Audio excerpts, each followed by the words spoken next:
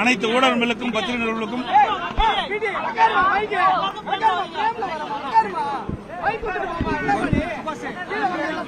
அனைத்து ஊடகங்களுக்கும் பத்திரிகை நிறுவனங்களுக்கும் வணக்கம். இன்றைய தினம் தமிழகத்தில் போதை நடமாட்டம் அதிகரித்து தமிழகம் போதைப் பொருள் விற்பனையுடைய மையமாக திகழ்ந்து கொண்டிருக்கின்றது. நான் பலமுறை சட்டமன்றத்தில் பேசுகின்ற பொழுது தமிழகத்தில் போதைப் பொருள் நடமாட்டம் அதிகரித்துள்ளதாகவும்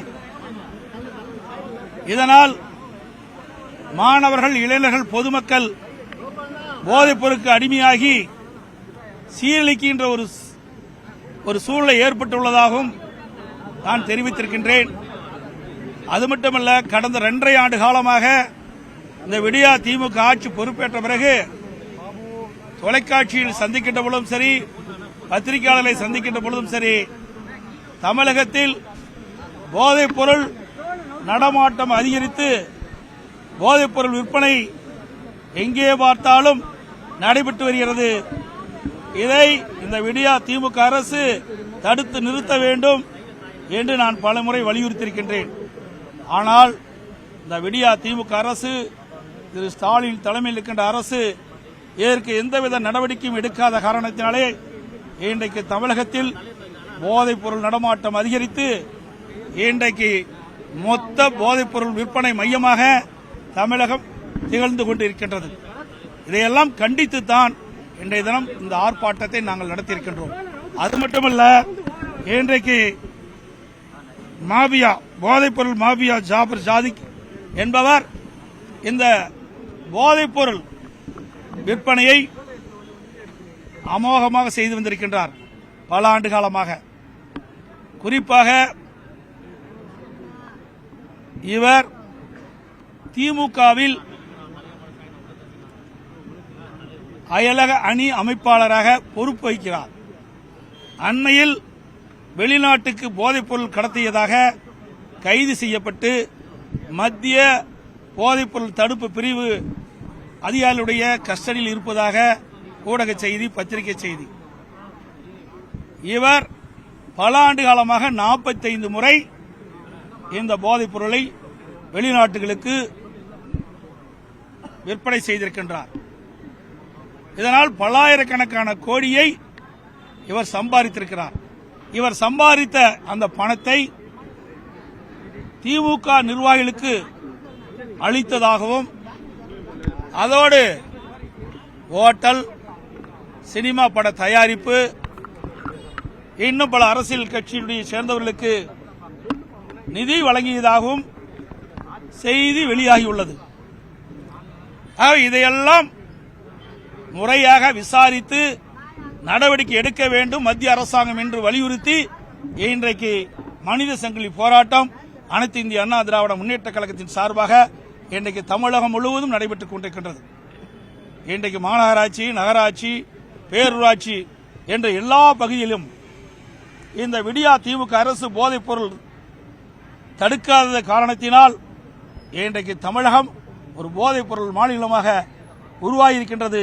இதை தடுத்து நிறுத்தி இந்த போதைப் பொருள் ஈடுபட்டுள்ளவர்களை உரிய சட்ட நீதியாக நடவடிக்கை எடுக்க வேண்டும் என்று நான் வலியுறுத்தியிருக்கின்றேன்.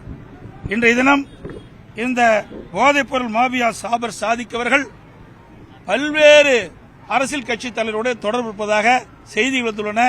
குறிப்பா உயர் போலீஸ் அதிகாரியிடத்திலும் ஒரு சான்றிதழை பெறுகிறார். அந்த புகைப்படம் வெளியாகியிருக்கிறது. அதோடு முதலமைச்சரிடத்தில் ஏதோ நிதி வழங்கப்படுவதாக புகைப்படம் வெளியாகியிருக்கிறது.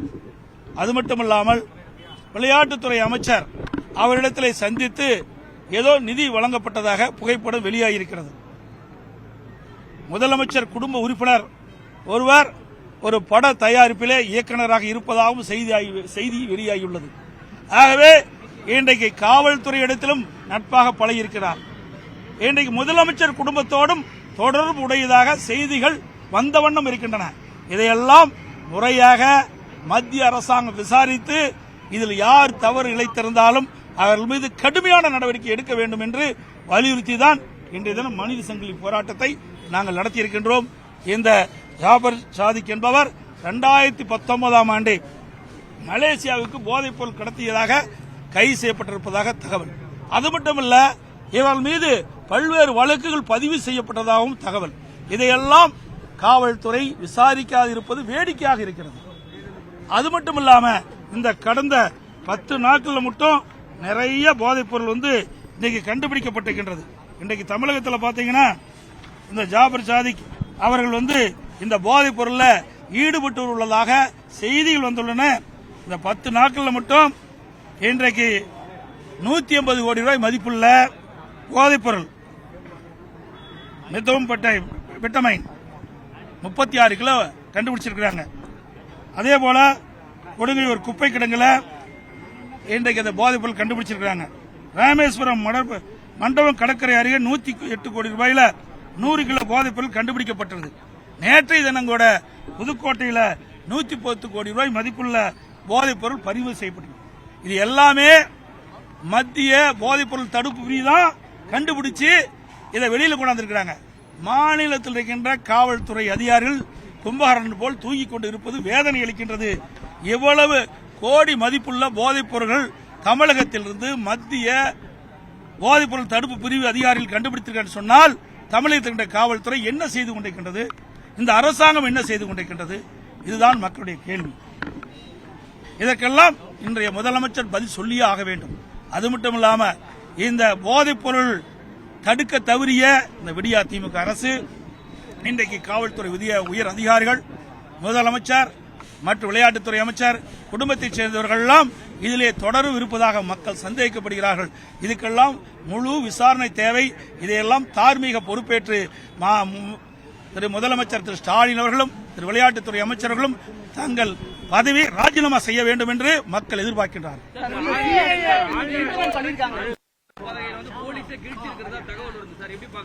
என்னங்க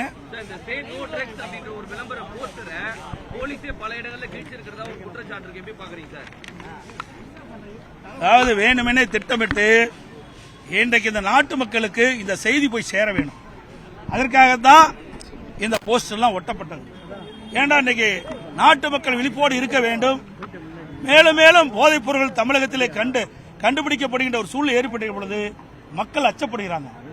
இந்த அச்சத்தை போக்க வேண்டும் என்று சொன்னால் இப்படிப்பட்ட செய்திகள் மக்களிடத்தில் போய் சேர்ந்தால்தான் விழிப்புணர்வு ஏற்பட்டு இந்த போதைப் பொருளை கட்டுப்படுத்த முடியும். அதோட இந்த போதைப் பொருள் பழக்கத்துக்கு அடிமையானவர்கள், இளைஞர்கள், மாணவர்கள், பொதுமக்கள் இதுக்கு அடிமையாகின்ற பொழுதுதான் சட்ட ஒழுங்கு சீர்கெடுக்கும். இந்த போதைப் பொருளுக்கு அடிமையானவர்கள், இதை பயன்படுத்துகின்றவர்கள் தாங்கள் என்ன செய்வது என்றே தெரியாமல் கொலை, கொள்ளை, பாலியல் வன்கொடுமை, திருட்டு போன்ற வழக்கு குற்றச்சம்பவங்களில் ஈடுபட்டு அவர்கள் சீரழியக்கூடிய காட்சி தமிழகத்திலே பார்க்கிறோம்.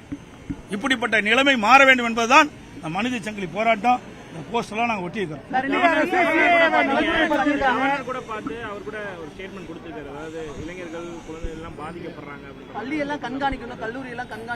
அதாவது நாங்கள் 2.5 ஆண்டு காலமாக 4 முறை மேதக ஆளுநரை சந்தித்து நாங்கள் தமிழகத்தில் நிலவுகின்ற சட்ட ஒழுங்கு சீர்குலை குறித்தும் தமிழகத்தில் போதைப் பொருள் நடமாட்டம் குறித்தும் நாங்கள் பெட்டிஷனாக கொடுத்திருக்கிறோம், விண்ணப்பமாக கொடுத்திருக்கிறோம். அதையெல்லாம் நாங்கள் சுட்டிக்காட்டணும், அரசாங்கத்துக்கும் நாங்கள் தெளிவுபடுத்தணும். ஆகவே இந்த அரசாங்கம் இந்த போதைப் பொருள் கட்டுப்படுத்துவதை தவறிவிட்டது. அதோட இந்த போதைப் பொருள் விற்பனை செய்கின்ற ஜாபர் சாதிக் போன்ற மாபியாயிடம் இந்த அரசாங்கமும் சரி காவல்துறையும் சரி தொடர்பு இருப்பதாக மக்கள் சந்தேகப்படுகிறார்கள். இதையெல்லாம் விசாரிக்க வேண்டும் என்றுதான் மேதக ஆளுநருக்கு நாங்கள் மனு கொடுத்திருக்கிறோம். முதலமைச்சர் இவ்வளவு பிரச்சனை நடந்துகிட்டு இருக்குது. இன்றைக்கு போதைப் பொருள் நடமாட்டம் இன்றைக்கு தமிழகம் முழுவதும் மிகப்பெரிய அதிர்ச்சியை ஏற்படுத்தியிருக்கிறது. இந்தியாவிலேயே எங்கும் இல்லாத அளவிற்கு தமிழகத்தில் ஒரு அமைதி மாநிலமாக விளங்கிய இந்த மாநிலம் தற்போது போதைப் பொருள் நிறைந்த மாநிலமாக காட்சியளிக்கின்றது. அதற்கு முதலமைச்சர் அவர்களும் அல்லது விளையாட்டுத்துறை அமைச்சர் அவர்களும் சரியான பதில் இதுவரை மக்களுக்கு தெளிவுபடுத்தவில்லை. இந்தியா முழுவதும் நேற்று நைட் ட்விட்டர்ல கொடுத்துட்டு படிச்சு பார்த்திருப்பீங்க, எல்லா டிவிலையும் வந்துட்டதுல அனைத்து இந்திய அண்ணா திராவிட முன்னேற்ற கழகம் இதை எதிர்க்கிறதாக தெளிவுபடுத்திட்டோம். ஏன்னா எப்பவுமே நிலைப்பாடு இல்லை. நாங்க தெளிவா பேசியிருக்கிறோம். பாருங்க, எஸ்ஆர் பாலசுப்ரமணியம் நாடாளுமன்றத்தில் பேசியிருக்கிறாங்க. இந்த காப்பியெல்லாம் அங்க இருக்குது. எஸ்ஆர் பாலசுப்ரமணியம் ஏற்கனவே நாங்க நாடாளுமன்றத்தில் பேசியிருக்கிறோம். எங்களுடைய கருத்தை அங்க பதிவு செஞ்சிருக்கிறோம். அனைத்து இந்திய அண்ணா திராவிட முன்னேற்ற கழகத்தை பொறுத்த வரைக்கும் மத அடிப்படையில் பிரிக்கக்கூடாது. எல்லாருக்கும் ஒரே சமமான நீதி வழங்க வேண்டும் என்று ஏற்கனவே எங்களுடைய தரப்பு நாடாளுமன்ற உறுப்பினர் நாடாளுமன்றத்திலே பேசியிருக்கிறார். அதுக்கு எல்லா குறிப்பு இருக்குது. அது மட்டுமல்ல, நீங்க கேள்வி கேட்கறீங்க, எங்க அந்த பத்திரிகை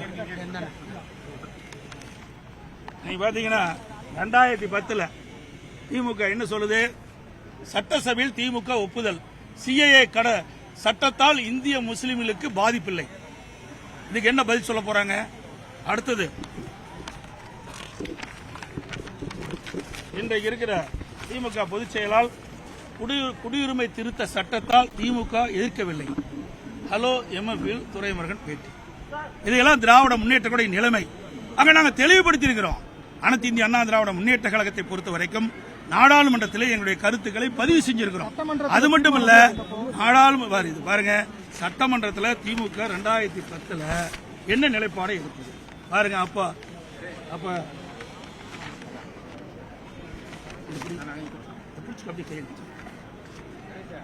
பாருங்க, குடியுரிமை சட்டத்துக்கு சட்டசபையில் திமுக ஒப்புதல். இதை முடிச்சுக்கிறேன். 2010 திமுக ஒப்புதல். இது யார் இரட்டை வேடம் போடுறாங்க?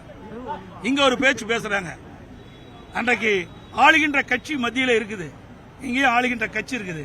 அப்பொழுது ஒரு நிலைப்பாடு அவள தெளிவா சொல்லியிருக்காங்க. பாருங்க, சட்டசபையில் திமுக ஒப்புதல், சிஏஏ சட்டத்தால் இந்திய முஸ்லிமுக்கு பாதிப்பில்லை. திராவிட முன்னேற்ற கழகத்துடைய ஒப்புதல் வாக்குமூலம் சட்டமன்றத்தில். அதுக்கு பிறகு நீங்க பாத்தீங்கன்னா துரைமுருகன் அவர்கள் 2020 குடியுரிமை திருத்த சட்டத்தை திமுக எதிர்க்கவில்லை. ஹலோ எம்எஃப்இல் துரைமுருகன் அவர்கள் பேட்டி. இதெல்லாம் கொடுக்கப்பட்டிருக்கிறது. எங்களுடைய நிலைப்பாட்டை தெளிவா சொல்லியிருக்கிறோம். அது மட்டுமல்ல, இன்றைக்கு இந்த குடியுரிமை சட்டத்தை வருகின்ற பொழுது இன்றைக்கு நம்முடைய இலங்கையிலிருந்து அங்கே பல்வேறு இன்னலுக்கும் துன்பத்துக்கும் ஆளாக்கப்பட்டு தமிழகத்தில் குடியேறிய அவர்களுக்கும் இந்த குடியுரிமை சட்டத்தில் சேர்க்கப்பட்டு குடியுரிமை வழங்க வேண்டும் என்பது எங்களுடைய ஆணித்தரமான கேள்வி. இன்றைக்கு நான் சொல்றேன், சட்டமன்றத்தில் தெளிவுபடுத்தியிருக்கிறேன். தமிழகத்தில் இருக்கின்ற எந்த ஒரு சிறுபான்மை மக்கள் பாதிக்கப்பட்டாலும் அதற்கு நாங்கள் எதிர்ப்போம், முறியடிப்போம், துணை இருப்போம். சட்டமன்றத்திலே பதிவு பண்ணியிருக்கிறேன். எடுத்து பார்த்து 2013 அது அவர்கள் தான் கேட்கணும். தமிழ்நாட்டில் அரசாங்கத்தான் கேட்கணும். வேணாம எல்லாம் இங்க தமிழகத்தை நம்ம அனைத்து இந்திய அண்ணா திராவிட முன்னேற்ற கழகத்தை பொறுத்த வரைக்கும் மதத்தை சார்ந்தோ சாதியை சார்ந்தோ எதுவுமே நிலைப்பாடு எடுக்கக்கூடாது. இந்தியா மதச்சார்பற்ற ஒரு நாடு. இந்தியா மதச்சார்பற்ற ஒரு நாடு. மதத்தின் பேரிலே மக்களை பிரிக்கக்கூடாது. அனைவரையும் சமமாக கருத வேண்டும். அதுதான் எங்களுடைய நிலைப்பாடு. அனைவருக்கும் வணக்கம்.